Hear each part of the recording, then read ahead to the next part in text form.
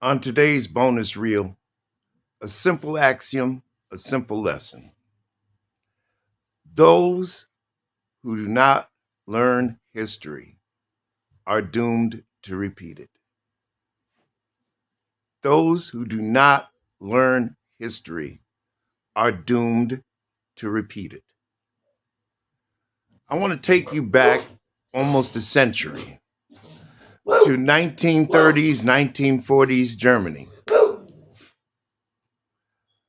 I want to talk about a young Adolf Hitler. This is a guy who did a series of things following the playbook laid out by Mussolini and other fascists. First thing he did was control the media. He discredited them so that the people would not listen to the media. And then he turned it into his propaganda arm, basically by threatening them with imprisonment or whatever the case may be. Whatever it took to silence dissension and to make the media lie and aggrandize him. Then he started an ethnic cleansing. He started to kidnap the Jewish people off of the streets and herd them into concentration camps and eventually killed them in the gas chambers. Does any of this sound familiar yet? He took control of the government and made it an authoritarian state. Basically, whatever he said is the way it's going to go. There were no elections. There was no Congress, no Senate. He had advisors. That's about it. He sent the military into the streets to keep control on the people, to keep any kind of resistance down. And he had his own secret police. He had the Waffen SS, and these groups would go out and round up those that dissented with his views, didn't want to do things his way. He preached a white supremacy, the master race, white Germans, and in the process committed the gravest genocide the world has seen. But you say to yourself, that can't happen in America. It'll never happen. Guess again. Have you heard of a little thing called Project 2025? Have you ever read it? Do you even believe that it exists? Because it does. And it doesn't affect the wealthy. It affects us, the average American citizens who live day by day, who go out and work to the bone and have to sometimes work 3 jobs to maybe keep your head above water. Project 2025 is a blueprint for Republican domination of the rules perpetually and eternally. Most of it was authored by Russell Vogt, and J.D. Vance had a hand in it. Most of the people that were involved in its authoring are now members of the Trump administration. But we didn't learn, did we? In 2016, we had a thriving economy. We did. We came back from the brink from the 2 wars started by George W. Bush, where he passed 2 unpaid for tax cuts and a war that wasn't paid for. And what was the result? A recession, a housing market that exploded. Not to mention the big banks going under. And we just about lost our auto industry. But in November 2009, the jobs started to come back. Unemployment went down. Job creation went up. We bailed out the banks. We bailed out the automakers. And the automakers, by the way, paid their loans back with interest ahead of schedule. But yet Donald Trump said the country was a disaster. So then he comes in and millions of lives were lost behind his mishandling of COVID. He lied about it. He said that there was no pandemic handbook, but Obama did leave him one and he threw it out because of his vast hatred for Barack Obama, which was reflected in some people in this country. That's the truth. Whether you want to like it or not, that is a fact. Some people say, what did Barack Obama do for black people? Well, the truth of the matter is that to this day, Mitch McConnell still has about 400 or so bills on his desk that he would not bring to the Senate floor for a vote. Things that would have helped the greater population, as the Affordable Care Act did.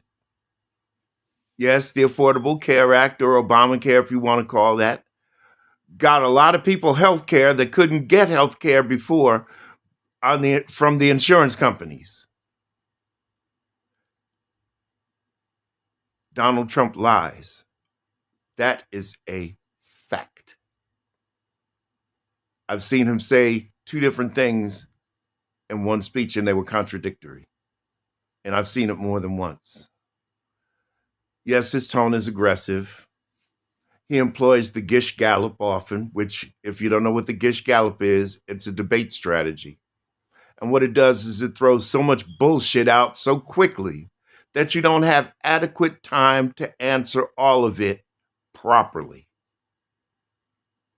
It's a scam and a sham. And even now, we have American citizens, yes, American citizens, being what they call disappeared off of the streets, where men in masks with no police regalia on in plainclothes vehicles pull up and snatch them off the streets.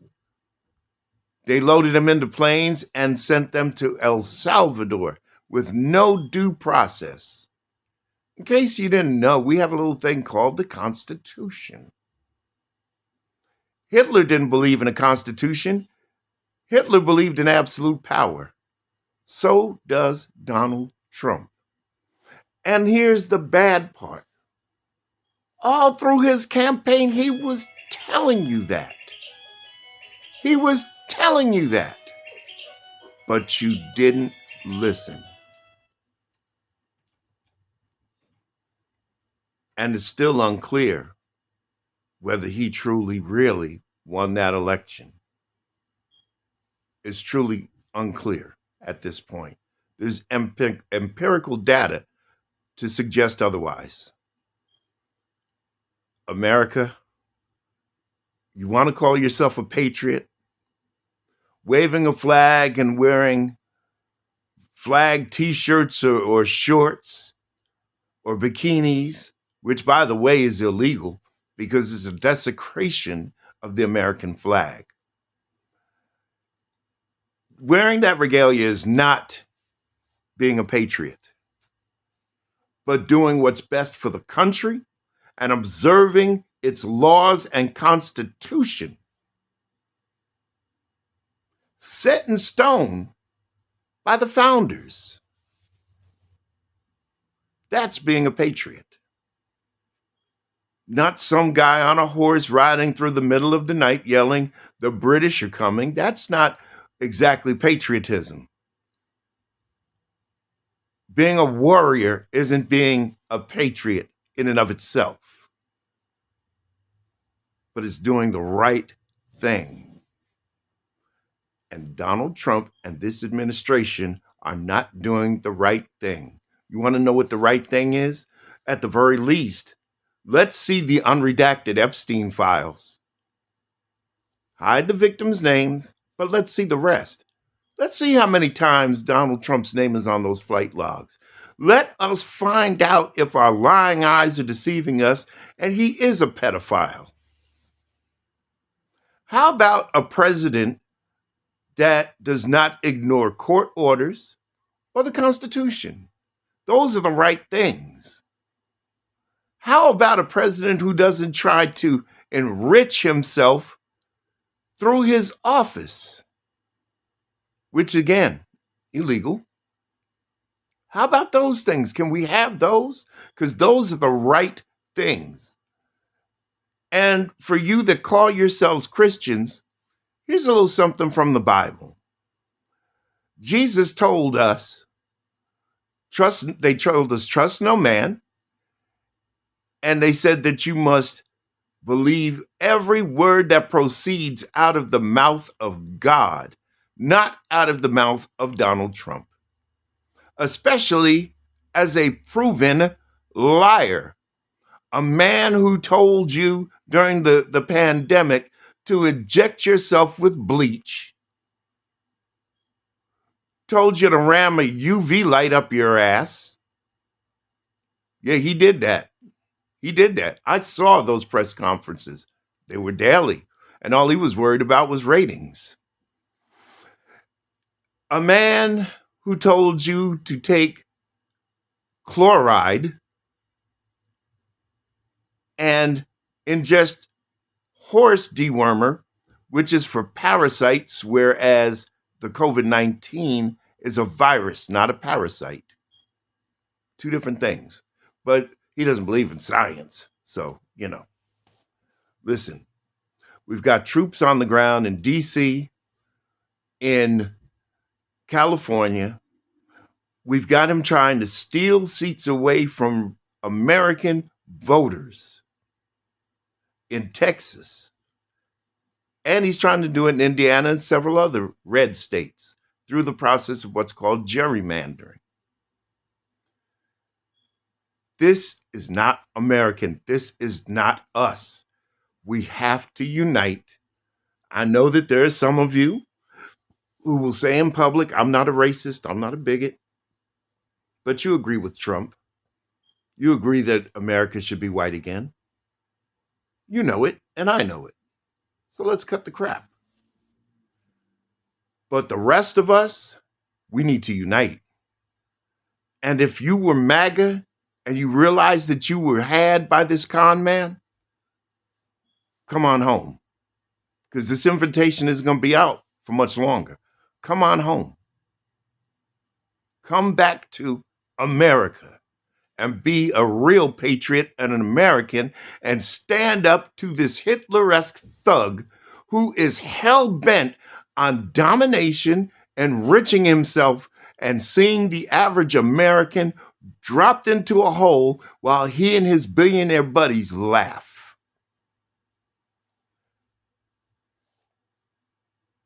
This is the bonus reel.